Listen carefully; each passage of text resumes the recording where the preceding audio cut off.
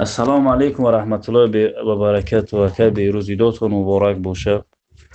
خیلی که بیروز شکرانه اول از جانب الله متعال و دیمینه از شما هم شکرانه میگیم، رحمت میگیم که سبب شده این مادر مونه به طرف پلیمانی گفته بودن چون با جوگه خواب بود، حالتش خیلی ناجا بود، وزبین بود، نمیدونستم چیکار کنیم، دست پا خورده شدیم. یک کس به داد ما نمیرسید، چون کساش وزبین گفتن خیلی با شما که بیروز سبب شده که این با رقماتون یافتیم، با واسطه همین واتساپ هم صحبت شدیم، همون داروهای توزیع دادگیتون کتی استفاده بردیم. این مادر ما شکرانه با بپا خیست، نه در بالای سر مانه سازه هوای گفتیم یک مینداری خودمون به شما برسونیم. الله و پیش قدم و دست دراستون کنه تا که به دیگران مددتون برسه، دیگران به توزیع و به دلبرداری مثال خیلی مثل شما آدم کمه که مثال حقیقت هم میگه در مردم. شکر میکنیم که هم خیلی الله هم خیلی بنده هاشه به ما سبب کرد رو برو گردانید. به مردم اهل غریب هم دعا میکنیم که الله شفا شانتیه. این مادر ما قزنگ تون زدیم دیگه زنید بده چه خیلی که نتونستیم هم صحبت به ویدیو شده، گفتیم گلسای رو که مادر ما میخواست که یک تعزیه خشه بیان کنه، مینداری خشه بیان کنه.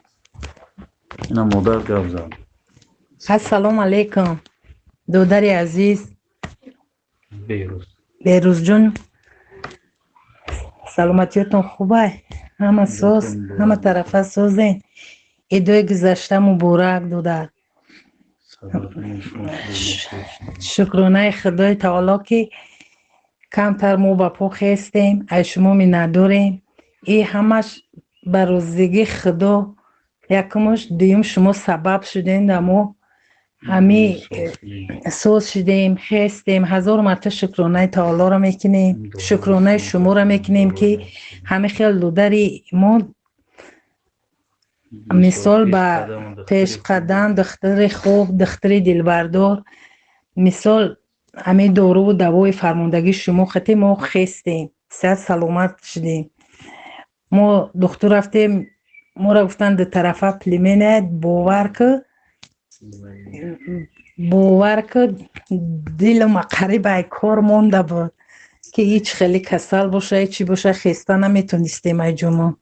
هرچه که شکرانه شما که شما بودین و به می دارو و دوای فرمانده نویسندگی شما ما خستیم.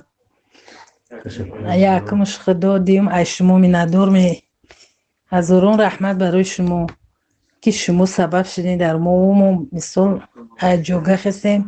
همه وقت صحت سلامت باشی، بی درد و بی رنج باشی، با سر بلند مثال همه وقت در پیش کارگرتون سر بلند باشی، در بالای سر فرزنداتون خدا نگهبانتون باشه. خدای تعالی نگهبانت، حضرت علیه السلام پیشگاهت، برکت به کسب و کارت، خدا کجایی باشه خدا نگهبانت باشه. امین الله اکبر. هزار رحمت کلام.